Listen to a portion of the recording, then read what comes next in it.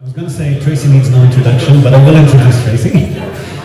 She's the Minpaku Queen of Japan, and the one and only short-term stay expert that we know and love.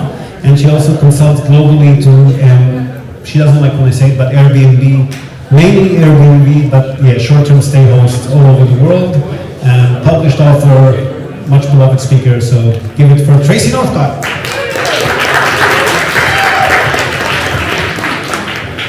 Thanks, Ziv, and it's so great to be back in person and actually in a live event. I'm so excited. So it's great. I've been running Zoom events for the last couple of years. It's just so nice to see everyone's faces, and you're right here. I feel like a bit of an interloper actually, because I'm going to take you on a bit of a journey, and it's not really a real estate journey. This is, because Minpaku, it's a hospitality job. So I'm going to break some myths. So hang on, can I press the button? Oh, it's being difficult again. There we go. So I'm going to talk about Minpaku, the history in Japan, the Airbnb effect, types of licenses, and I'm going to get into sort of some myth busting, so break down some of the misconceptions that you might have about short-term rentals in general and also in Japan. And then I'm going to get into some case studies and some nitty-gritty numbers. Ziv showed his magical spreadsheet just before. I have my own magical spreadsheet.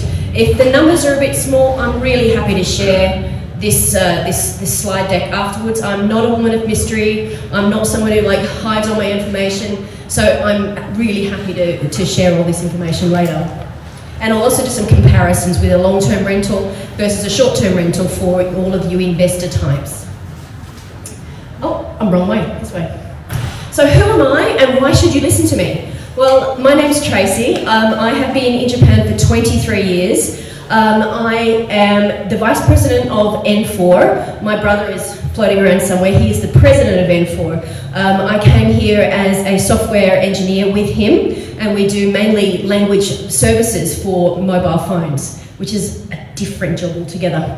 But I'm also the CEO of Tokyo Family Stays. I started that 10 years ago.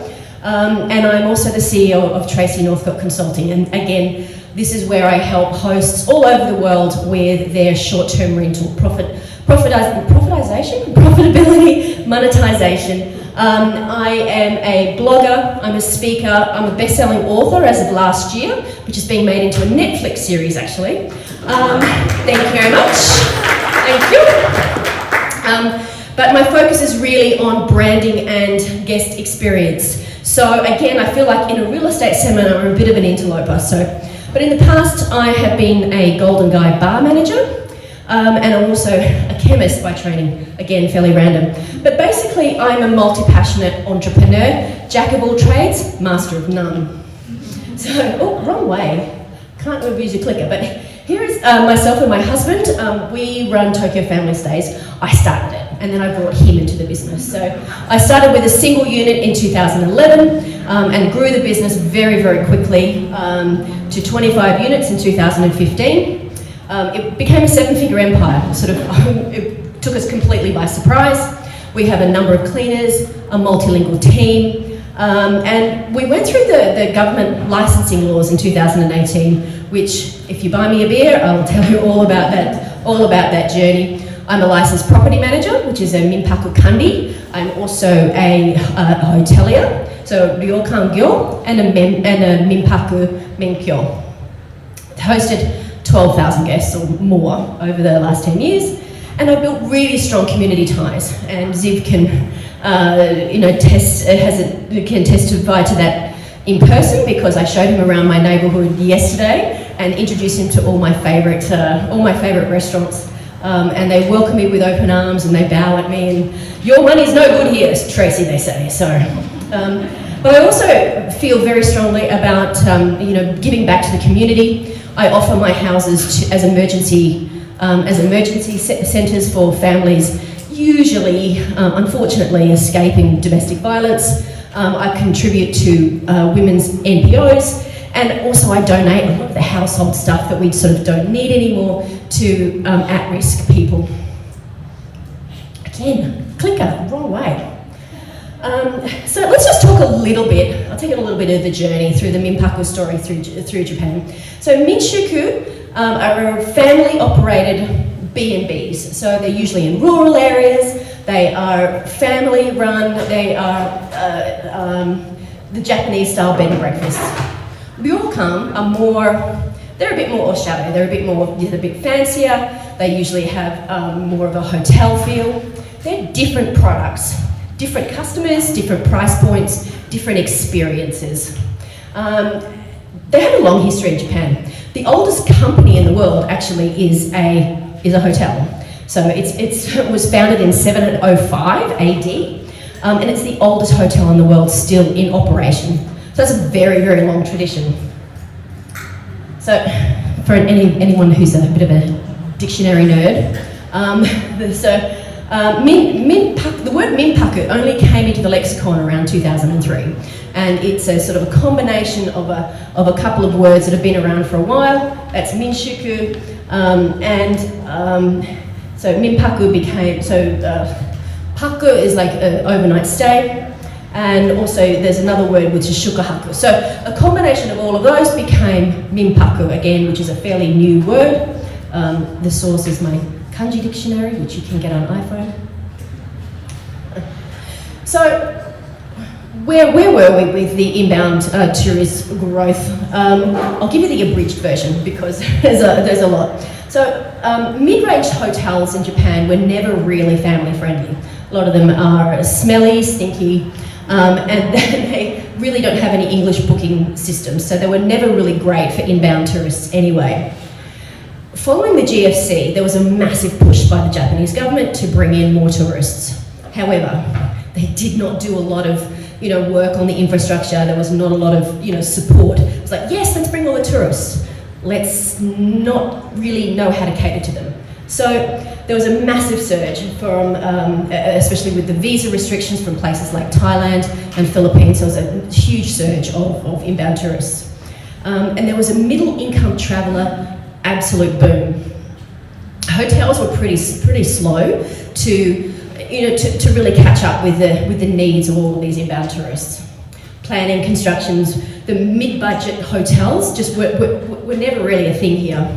And that's when there was a perfect storm of hosts getting into the market and Airbnb starting, and it sort of coincided with all of this increase in tourism and also the rise of the digital nomad. Airbnbs offered a family-friendly, a budget price, and also an English booking system, which the Japanese hotels just didn't have.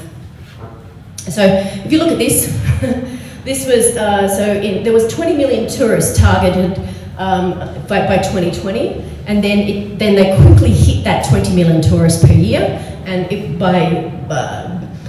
before the Olympics it was raised to 40 million. So initially it was like 20 million people by 2020. Isn't that a lovely number? But they overtook that and they increased it to 40 million. So, but not enough places to look after them. So where are all these tourists coming from? Majority are coming from China, again with these visa restrictions being reduced, South Korea, Hong Kong, and of course, where are they going? They're coming to Tokyo, they're going to the Golden Triangle, so Tokyo, Osaka, Kyoto. The problem with the hotels, especially in places like Tokyo and Osaka, is that land is very expensive, as we've discussed today. So what a lot of investors want to do is obviously get the maximum ROI on the land. And you don't really get that with a mid-priced hotel. So the hotels, big hotels normally have a smaller, cheaper but that was, and in the US you'll see that the big hotel chains have a cheaper budget chain hotels as well. But they were never really opened up here.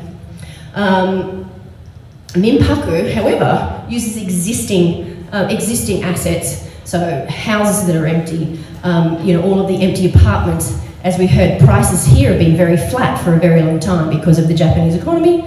So this led to a massive increase in the number of available properties for minpaku.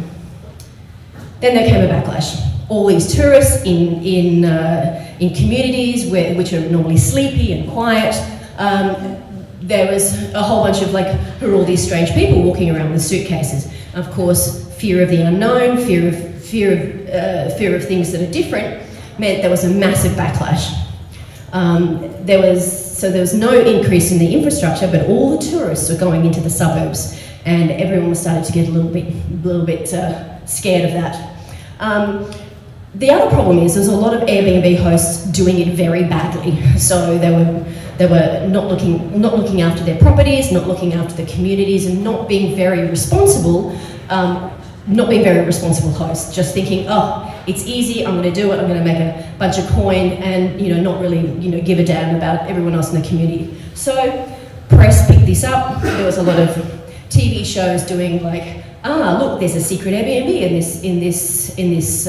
in this building. Let's catch them, and that was quite popular for a little while. And Airbnb really dropped the ball in this case because they didn't do a good job of educating the value that having all these tourists in local communities were offering. So, generally speaking, between 2015 and 2018, there was a fairly poor image of Minpaku in the community. Licensing. So what happened was that of course regulations came in. The old laws managed by the Ministry of Health, Labour and Welfare, and a lot of the laws until this time were actually on the books from 1948, so they're pretty outdated. Hotels were considered a Western style structure. Inns are considered to be a Japanese style structure, so that's ryokan and the minshuku. And then there's common lodging houses, which are pensions and youth hostels, and boarding houses. These are places like monthly mansions and guest houses. So in all of those top ones, you needed a license in the old regulations. The ones down the bottom, they didn't really need a license. License wasn't required. Cleaning was not included, and there was usually a 28-day stay minimum. That was sort of the regulations.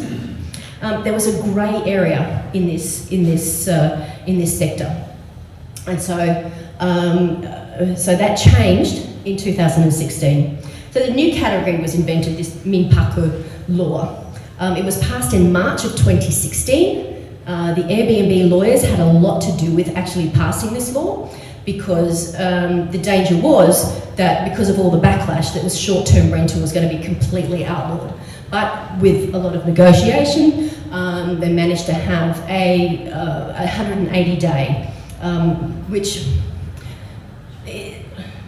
there is issues around that, let's just say. But it was passed in March of 2016, but it wasn't actually rolled out until June of 2018. I don't know if you were here at that time. There was, when that law was actually rolled out, there was a massive disruption in the marketplace.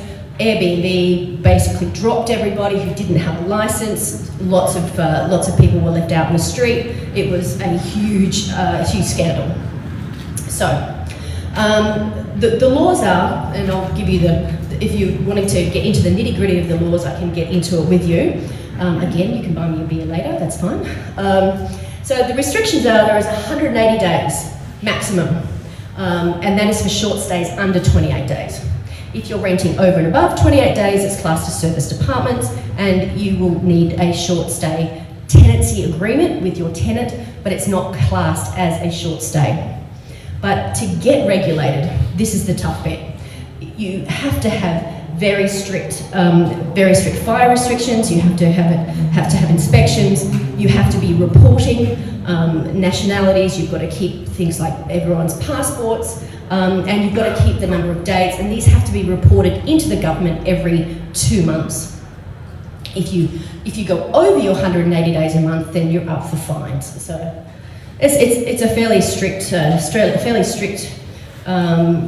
boundary. However, once you have your licenses, it's post-licensing.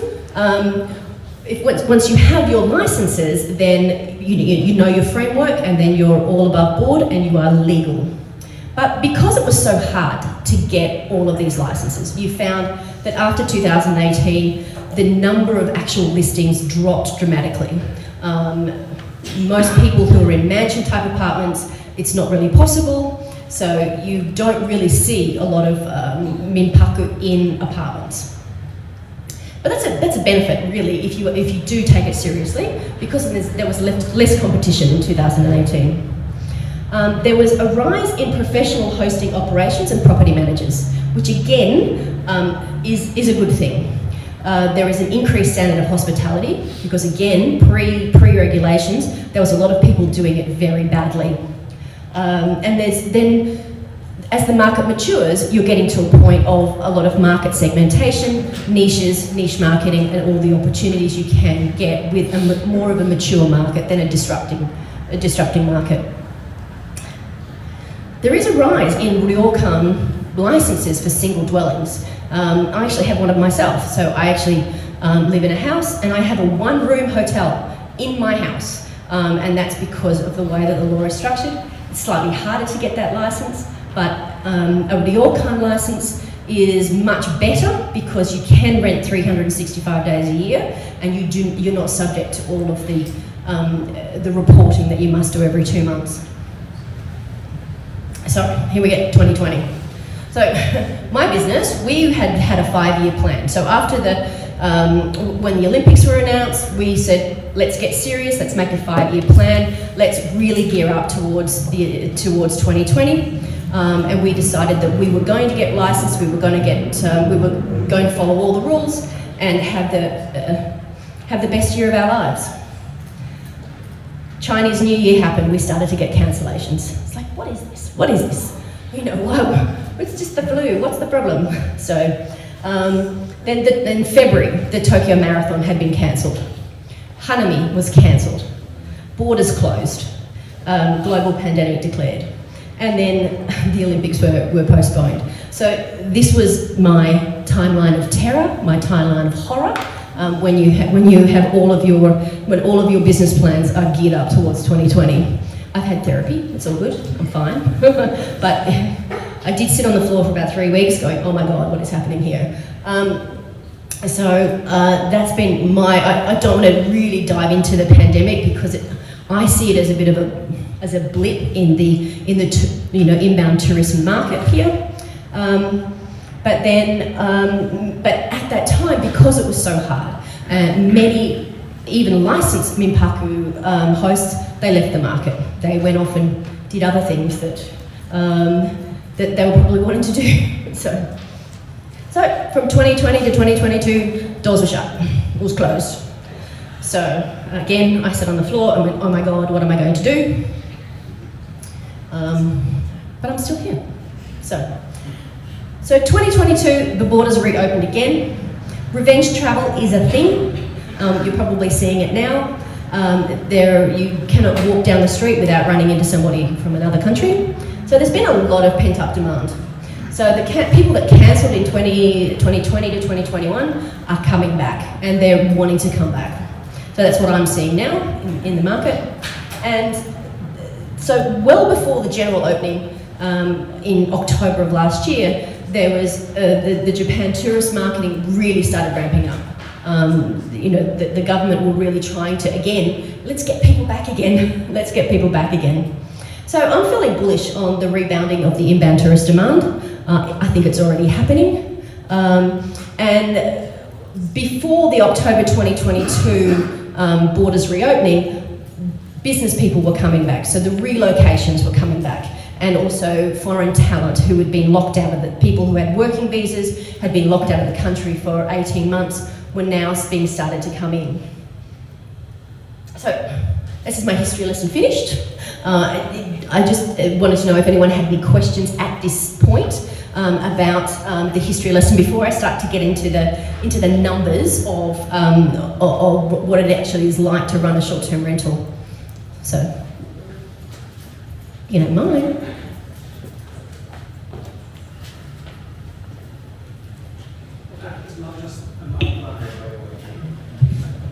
Thank you. Probably a stupid question, and not sure if this is the right moment, but for the licenses, the minpaku and the ryokan license, do you get them as a individual person or as a company, or do you need, if as an individual person, do you personally need to speak Japanese, or can you get it with the help of a translator? That's an excellent question. Thank you for asking that. The Minpaku Kandi, you need to be you need to be a company. I actually have 2 Minpaku Kandi licenses. That's basically a property management license. And for that, you need to show the directors. You have to sign declarations that you're not crazy and that you're not bankrupt, or the usual ways. You stand up in front of a judge and say, I am a good quality person, please let me have a license, and they will do it. Yes, you do need to have someone who speaks Japanese. I hired out to a scrivener, and I can never say this, Ziv, I can never say this word in Japanese. What is the term? I can never say it. We have to practice it. But yes, I hired somebody to do that. I could possibly do it, but my time is much better spent elsewhere, and I really don't enjoy forms. If you tick all the boxes, if you go to the ward office and they will tell you what the requirements are, you cannot negotiate. It's like, do you meet this criteria? Tick, tick, tick. And as long as you meet all these requirements, the civil servants there go, yep, stamp, done. But yes, Japanese is a requirement. It doesn't, but in terms of you holding a license, it doesn't matter who you are, what if you're a resident, that's fine. And then they come and the properties are the ones that have the license attached to it. So the country is you as a company, and then the actual the license for the house is actually for the house. So you need safety certificates. So a bit of like retrofitting on the fire alarms, that type of thing. But it's a very well documented. If you follow all the instructions, you're done. Agreed. Yeah. It's not for the faint-hearted though. Let me just put that right out there. So I can keep going because we're going to get into some numbers. First, I want to do some myth busting. So, what is it actually like to be a working host as a Minpaku business? So, a lot of people think, hosts have to accept everybody. It's like anyone who wants to knock on my door, I have to accept everyone. And then you sort of worry about, who are these strangers coming to, I meet them on the internet. Who are they? So you think, I just have to accept everybody. Or it's impossible to protect my property, it's impossible to protect from, ne'er-do-wells, or protect from party-goers, or people that are just going to put their feet all over my furniture. Or that bad guests are going to trash my house. Actually, when you're running, again, this is not a real estate deal, this is a hospitality. And when you're marketing for hospitality, knowing who your ideal guest is and marketing to that person is the way to vet the people that are coming in. So this is when I work with clients. I figure out who is their guest avatar. Who is it that they want to come and stay in their house? Who is it that is going to most appreciate who they are? And there is, I spend a lot of time on this, so I'm just going to skip right through it. But the questions to ask yourself are, who is it that's coming to pay? Who is the customer? Are they families? Are they business travellers? Are they couples? Are they digital nomads? All of those are valid market segments. Pick a lane, know who they are, and market directly to that person. Thinking that you have to please everybody means you actually please nobody. So when you know your guest avatar, that's where you start every single day almost of your Minpaku journey. You want to know their values. You want to know what are they looking for, what is important to them as a guest. What are their plans? Are they working from home? Are they on holidays? Are they there for a conference? What is their budget? So there's a key for every lock. There is a Airbnb for every budget and for every need. So knowing where you fit and what your product looks like is the best way. So the fact is that Minpaku isn't a substitute for a hotel. A lot of people think, hotels or Minpaku. They're different experiences altogether. So not every traveller is wanting a Minpaku, right? If it doesn't suit what you need to do, then there's no point. If you need the services of a hotel, then a Minpaku is going to be a big disappointment for you.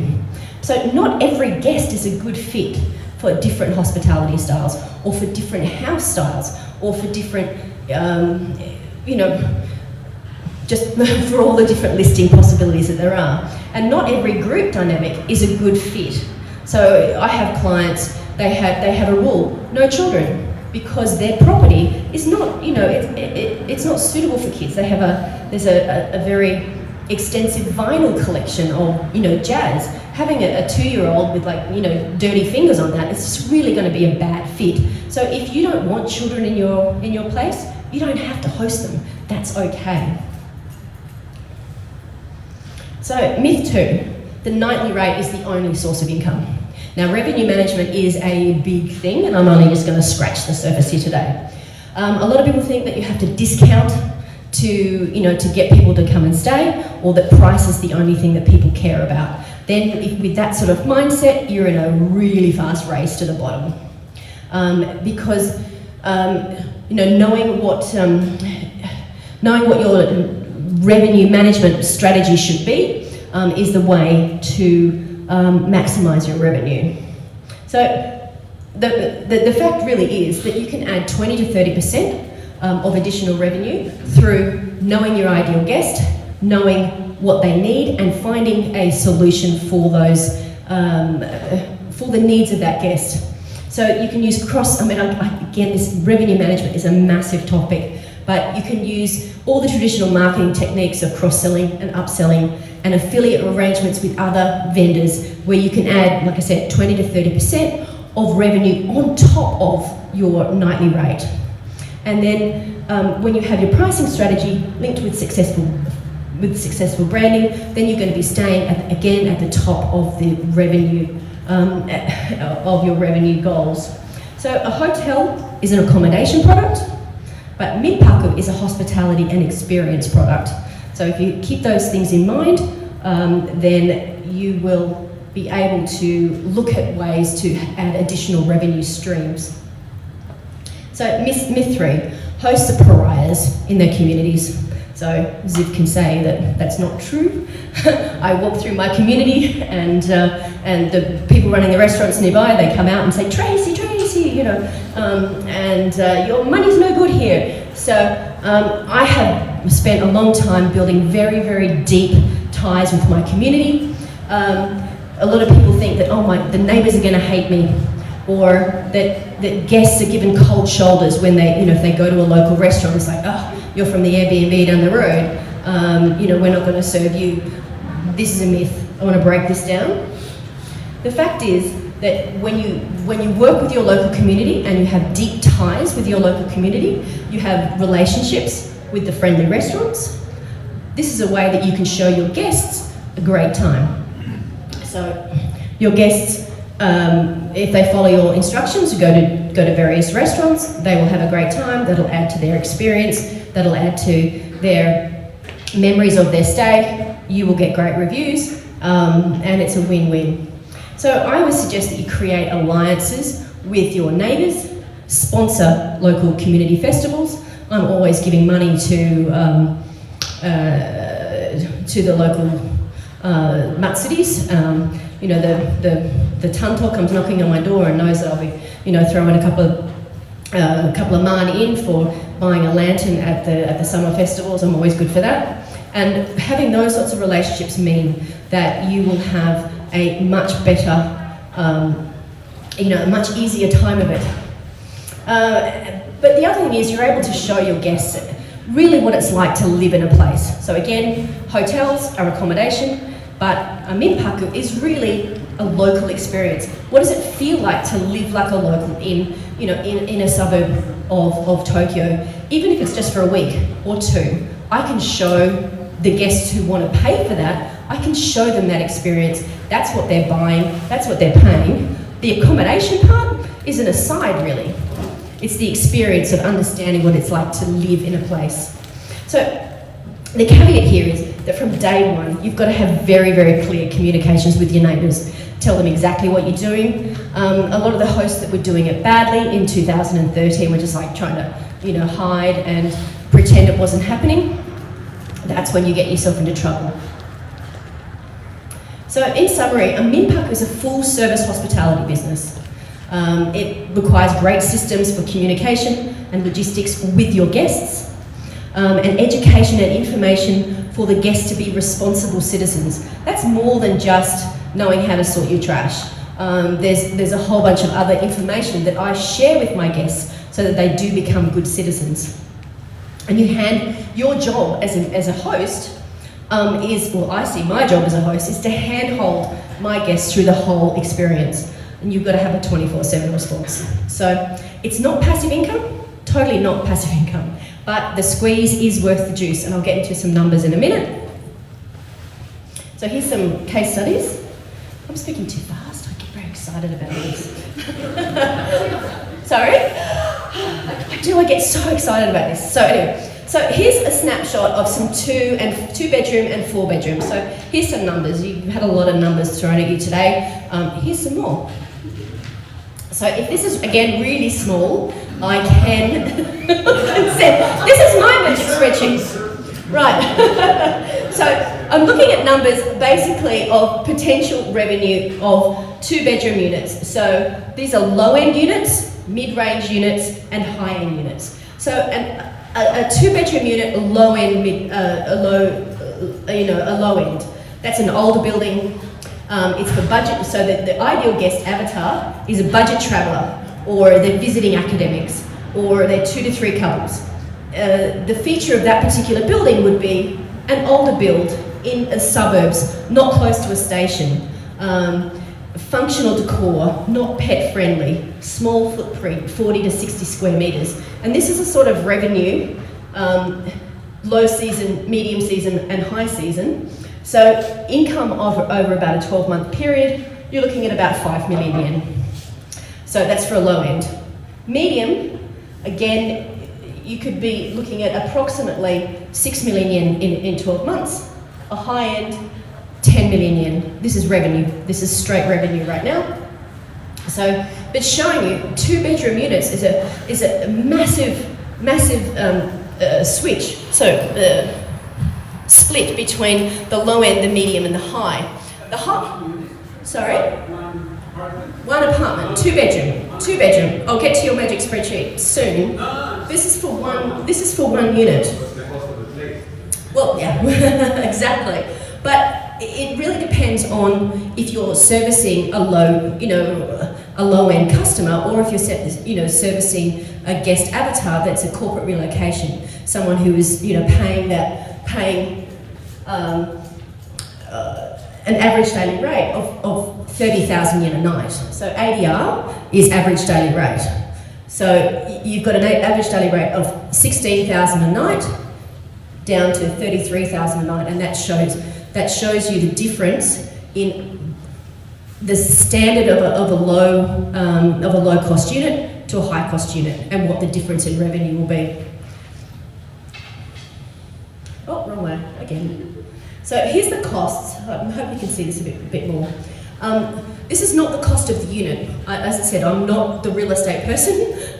This is once you have the unit. So you have to decide if your pricing is going to be for a low-end customer, like a budget traveller, or you're looking at a corporate relocation, which again is a higher average daily rate. But break it down with the costs. Setup costs, you've got a ton of setup fees. So furniture, the moving costs, utilities, licensing fees. So on a 2-bedroom, the sunk costs, you're looking at about 1 million yen. Variable costs, as a Minpaku host, you have to pay the electricity, you have to pay the gas, the water, the internet, the management and the maintenance. So you're looking at a yearly total of around 2.5 million yen. So that's for a 2-bedroom unit. I've got the magic spreadsheet, I can get into this directly with you. So again, this is the 2-bedroom, low, medium and high. Year 1 profit, year 2 profit. Year 1 profit, you don't have all the setup fees. Year 2 profit is obviously a lot higher. So a low end, you're really only making 200,000 yen a month on a low end unit as your profit. But for the high end, you can be earning 640,000 a month on a high-end unit. And that's still, they're both two-bedroom products. They're both two-bedroom, they're also all three are two-bedroom apartments. They're just the difference in quality and also who was the guest that's paying for it. And I see a hand. Just quick clarification. Sure. Is that average through the years since you built into 180 days? No, this is based on a 365, and it's also seasonally adjusted. The price that you can charge on the 1st of April is very different from the price that you can charge on the 1st of February. It's a revenue management is a whole thing. So knowing the prices that you can charge in Hanami or at Shogatsu is very different what you can charge in February when no one is traveling here. So compare this to a 4-bedroom. I've done exactly this. I've done all these calculations for studio apartments, 1-bedroom, 2-bedroom, and up to 5-bedroom. So, but if you look at the difference between the 2-bedroom and the 4-bedroom per month on even a low-end 4-bedroom, you can be clearing 480,000. On a high-end, you can be clearing $1 million yen a month on a 4-bedroom. If it's a high-end, a high-end 4-bedroom, you're talking a house. You're targeting a corporate relocation. You're targeting people that are paying for the high-end sheets, the high-end amenities, and all of the needs of a high-end client. So if we can compare the long-term rental versus short-term rental, I've got to use some of Ziv's magic spreadsheets. I've done a case study. So this is a 3 LDK, there's 25 units. And the calculations are done on 24 units because 1 unit is going to be used for an on-site manager. This particular building is in Otaku, so there's good licensing in Otaku. It was built in 2016. Purchase price, $708 million, which is about, is that $6.4 million? Annual yield long-term rental would be 3.8%.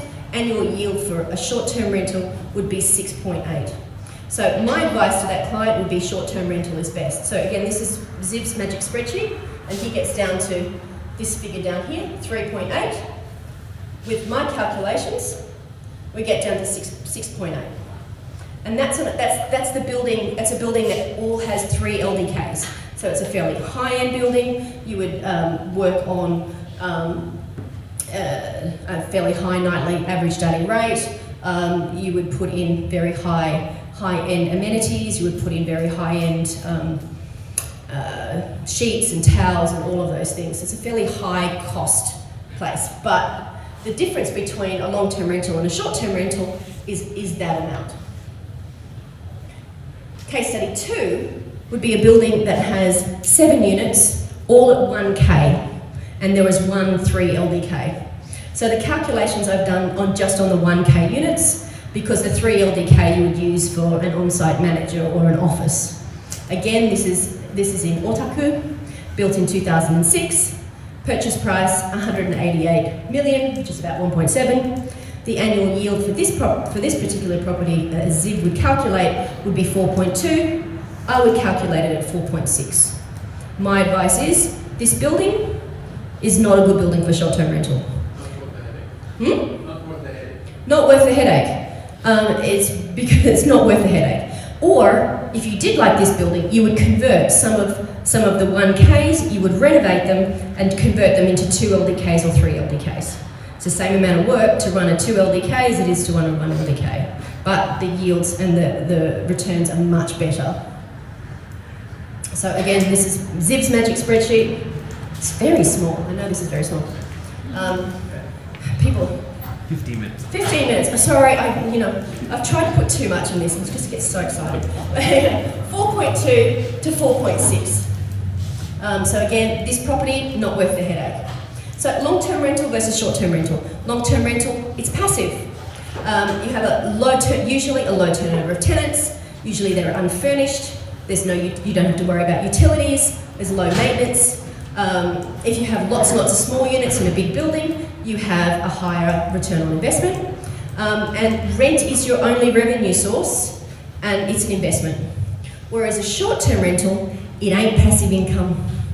I hope that if there's one message I want to get across today, is that short-term rental, it's not passive.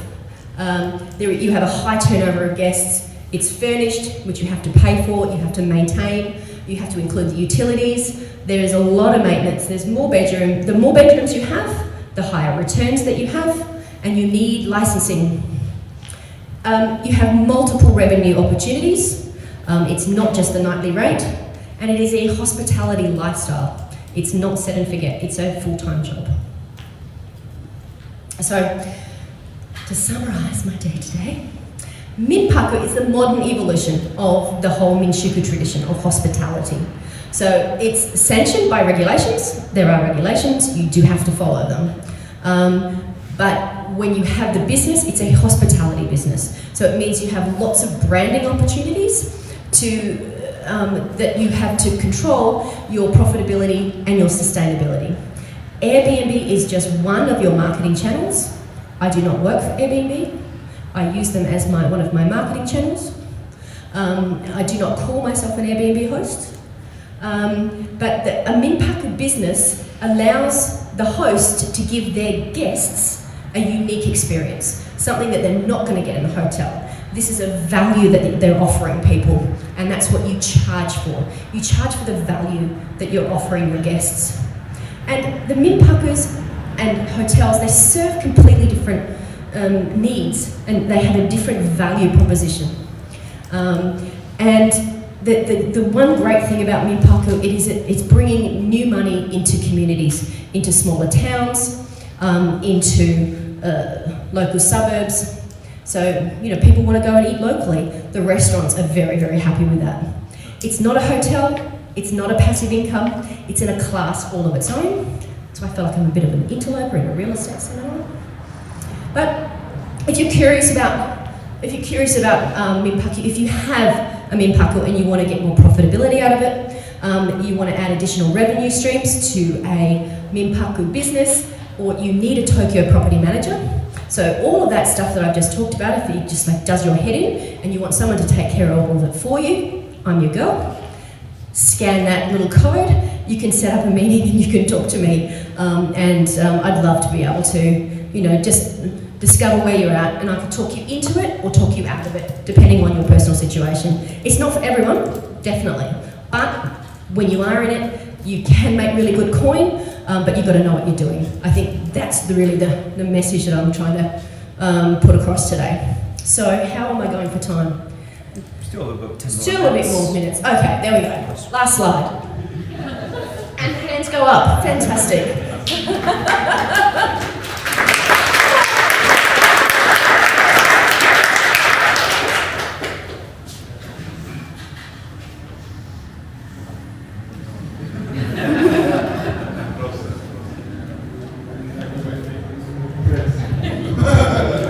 Thank you for the lecture, very informative.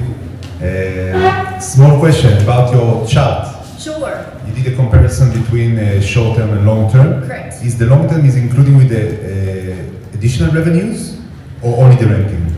That's completely from Zip's numbers. So Completely only from the Zip's numbers. I have not embellished his numbers at all. All right. Maybe, I was going to ask you that too. Maybe you could explain, give examples of what you mean by additional revenue, except for restaurants. Sure. Well, additional revenue streams. So when you get into who you're serving and what your product is, so this is a marketing thing rather than a real estate thing. So you understand what your needs of your guests are.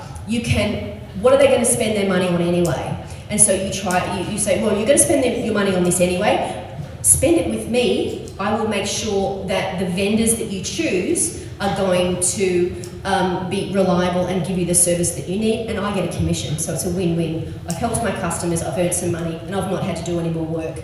Love all that.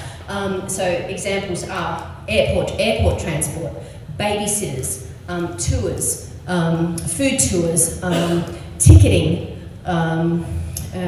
Disney tickets. So I make money when people buy Disney tickets. I make money when people buy their JR rail passes. I make money when people get a taxi in from the airport. If they book it through me, someone else does the delivery of that service, I get a commission, and I haven't done a thing. But I've offered a great one-stop shop to my guests who need that stuff.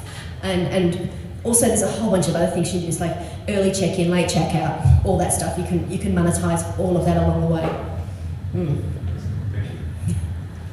That's a whole other seminar. Or a beer. You touched a little bit on the difference in the turnover Yes. between short-term and long-term. Sure. And what I'm kind of wondering, obviously if you're doing short-term rental, the turnover, with the higher turnover, you're probably going to have a higher vacancy rate on average over the course of the year. So your 6.8% return on the first example. Yes. Was that based on, I mean, what kind of a average vacancy rate did you base that on? See, again, that's a whole other seminar of making sure your calendars are filled and not relying on, like, I'm an active host. I don't just sit there and wait for Airbnb or another person to send me a booking. I'm actively going out there. I'm getting direct bookings. I'm getting, word of mouth. Every one of my guests becomes a marketer for me because they're telling people about my business. But it'll still be higher than it would be for a long-term rental. Oh, for sure. Sign a 2-year. For sure. I mean, we run at about 85 to 95% occupancy, but my calculations were based on that. So, my calculations are based on an 82% occupancy, which is about my average. Okay. So, high season's shoulder season, low season. So yeah, it's not 100% occupancy, no. Thank you. Another question. So let's say I want to run this short-term rental Yes. style. Mm-hmm. You talked that there are 2 licenses, Yes. one for the Minpaku, another for the ryokan. Mm-hmm.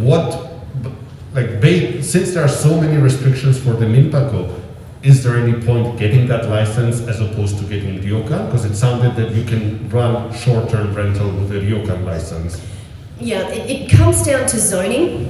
There are certain places that you cannot do any minpaku at all. There are some zones that you can only do weekends. There are some zones that you can only do 180 days. So it's set at 180 days at the federal level, and then the government allowed the local governments to set their own restrictions on top of. So places like Megoroku, you can only do weekends, or if you're near a school, you cannot do it at all, or you can only do school holidays. So again, this is a lot of, I didn't want to get too much in the weeds about the regulations. Due diligence before you get into it, about zoning, whether you can do it, but that's a phone call to the ward office to say, this is my address, can I do it here? If so, can I get it? Obviously, the gold standard is getting a hotel license. I encourage anybody, if you can get a hotel license, get that, because life is so much easier. But if the street is too narrow, if the street is less than 4 meters, you cannot get a hotel license. You can only get a minpaku. However, because you've got all these other opportunities, you can rent 180 days on using short term, and then have a hybrid system where you are doing monthly rentals, monthly mansion rentals for the remainder 6 months. But again, it's not passive. You do have to actively be going out, making relationships with people who are likely to be bringing in guests. Thank you.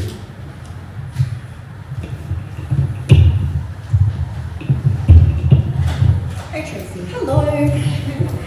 So I know AirDNA is a common Yes. comparison tool used in the States. Does Yes. that work good here? I mean, AirDNA is just a number cruncher.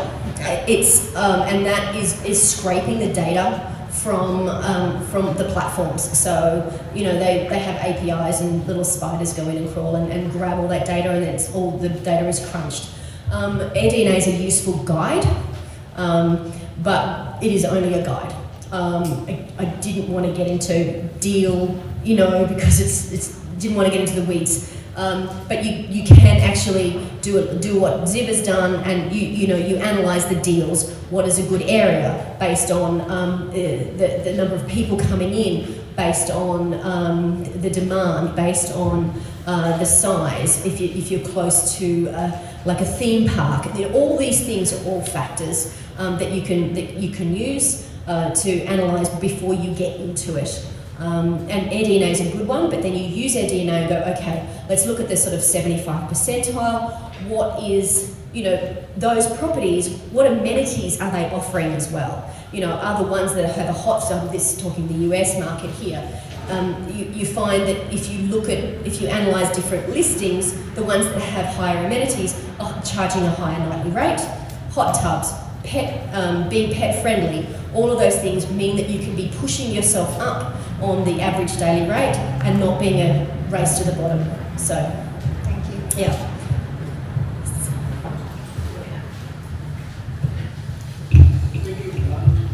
One more?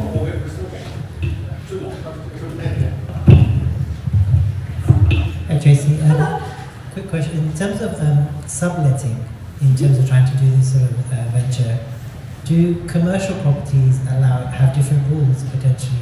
If you have something like a Soho, would that still fall under having to define permissions from the various Sure. housing associations? That's called rental arbitrage, and I do a lot of that. I also do a lot of, there's a lot of different models. There's rental arbitrage, there's co-hosting, and there's property management. So you're talking about rental arbitrage. Yes, it is possible. You do, if you do not own the property, then you must get permission from the owner. If it's in a building, then you need permission from the kumai. The chances of you getting permission from a kumai are Buckley's and none, as Australians would say. There is zero chance of you being able to sublet from inside a mansion. So unless the mansion is owned by one owner, you'll never get permission from a kumai to sign off on you getting a license. So you either own the property, like own a house, or you work together with the owner. And again, the owner needs to sign off on it. But I have quite a few, and it was just a matter of negotiation. I pay slightly above market rates for my rentals. I show that I pay them on time, and that I take really good care of their properties. So, yeah, they're hen's teeth. They're hard to find, but they are possible. Sorry, if you wanted to say rent for 2 or 3 months at a time, digital nomads, something Yes. like that, so not below 28 days, Yes. not super long, so somewhere in the middle. Is that, how That's- would those numbers work out, and what permissions do you need? For subletting, if you're going to be trying to sublet, then you would have to, you're likely to get in trouble. It's usually not on your contract unless you have specific permission. In terms of being able to list on an OTA like Airbnb or Booking.com, if you do not have a license, you cannot list. You will not get any.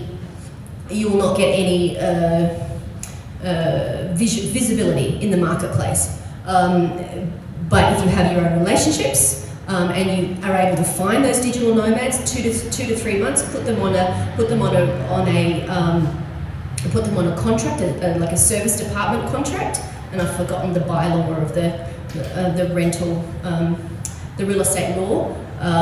But it is possible. It is possible. But the hard thing is getting the customers. That's the hard thing, because you won't be able to list on the OTAs. But you don't need a Minpaku. Sorry? Minpaku license you can avoid. Yes, if you're renting over 28 days, yes, you don't need a Minpaku license, but you can't advertise in public on a big site without it. So catch-22. As long as it's done with a tenancy lease in place. in place. It has to be a tenancy. So the kind of check-in, check-out that you get with Booking.com or Airbnb, that falls under Minpaku regardless of the length, because there's no tenancy lease.